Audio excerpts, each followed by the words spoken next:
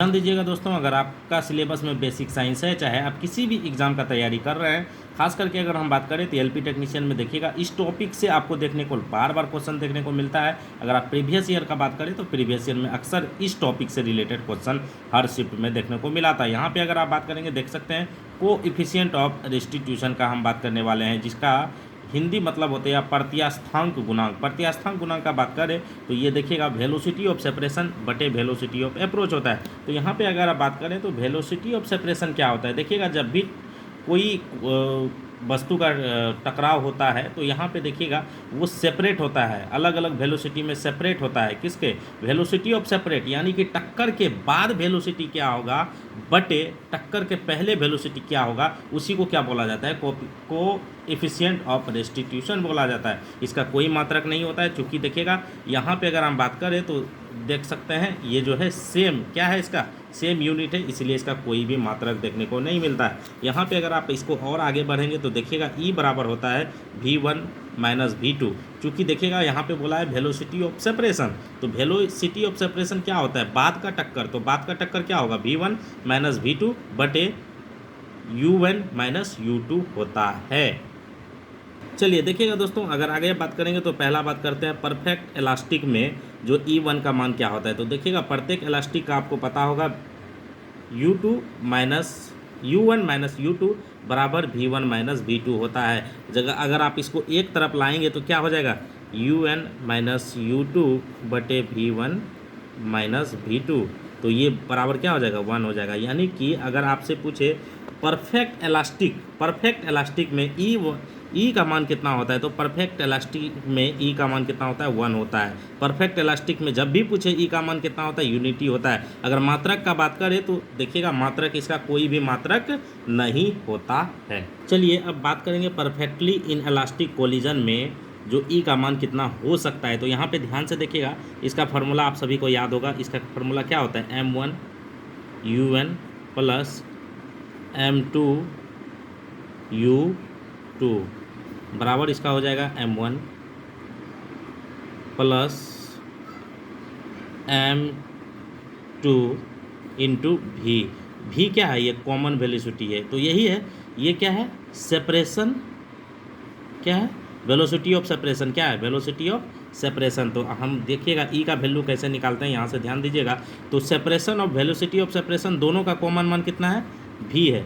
तो V minus V बटे UN minus U2। तो यहाँ पे देखेंगे V माइनस V क्या होगा? 0। तो UN माइनस U2 बराबर क्या हो जाएगा? 0। यहाँ पे अगर आपसे बोले तो देखिएगा परफेक्टली इन इलास्टिक कोलिजन में ई का मान कितना होता है? तो ई का मान 0 होता है। ध्यान दीजिएगा। चलिए ध्यान दीजिएगा दोस्तों, अगला है कॉन्सेप्ट ऑफ रिबाउंड। रिबाउंड मतलब होता है कि आप किसी रबर का बॉल लीजिएगा, उसको उछालिएगा, तो जिस हाइट से वो उछलेगा दोबारा जो है ज़मीन पे टकराएगा। धरातल से टकराने के बाद जो है उसी कुछ ऊंचाई से जो है वो दोबारा जो है ऊपर की ओर उठते हुए दिखाई देगा। तो यहाँ पे इलास्टिसिटी का मान क्या होता है? E इक्वल टू होता है H2 बटे H1। यहाँ पे देखिएगा, आप थोड़ा सा यहाँ पे कॉन्सेप्ट को समझिएगा।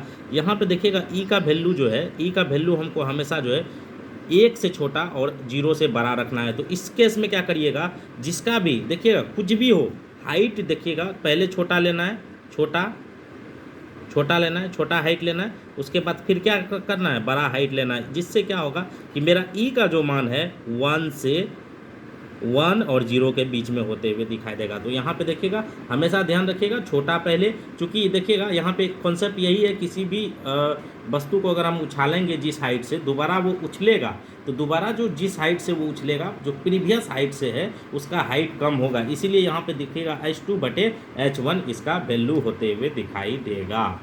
चलिए दोस्तों ध्यान दीजिएगा, देखिएगा एलपी टेक्नीशियन में प्रीवियस ईयर में ये सारे के सारे क्वेश्चन पूछे गए थे। देखिएगा आपसे पूछा था पूर्णतः प्रत्यास्थांक टक्कर के लिए जो है प्रत्यास्थांक गुणांक कितना हो जाता है। तो देखिएगा जो कोएफिशिएंट रेस्टिट्यूशन यानी ई का मान पूछा है, तो देखिएगा पूर्णतः प्रत्यास्थांक का जब भी बात होगा तो ई का मान इज इक्वल टू क्या हो जाएगा? 1 हो जाएगा। याद रखिएगा पूर्णतः प्रत्यास्थांक जब भी होगा तो ई का मान क्या हो जाएगा 1 हो जाएगा। अगला क्वेश्चन ये भी पूछा था कि पूर्णतः अप्रत्यास्थ टक्कर के लिए ई का मान क्या होगा, तो पूर्णतः अप्रत्यास्थ टक्कर के लिए ई का मान क्या हो जाएगा, ई का मान 0 हो जाएगा, याद रखिएगा। अगला क्वेश्चन देखिएगा, ये भी क्वेश्चन नॉमरिकल पूछा गया था, छोटा सा नॉमरिकल लेकिन कॉन्सेप्चुअल था। यदि किसी गेंद को 1 मीटर की ऊंचाई से गिराया जाता है तो धरातल पर टकराने के बाद 36 सेंटीमीटर की उछाल मारता है, तो इस टक्कर के लिए प्रत्यास्थांक गुणांक का मान कितना होगा। तो याद रखिएगा मैंने आपको क्या बोला था, ई इज इक्वल टू छोटा, तो छोटा का मान कितना है 36 सेंटीमीटर, 36 सेंटीमीटर। और देखिएगा यहाँ पे देखिएगा यूनिट हमको चेंज करना है, यूनिट क्या है 1 मीटर है, इसको भी हम सेंटीमीटर में बदल देते हैं तो क्या हो जाएगा 100।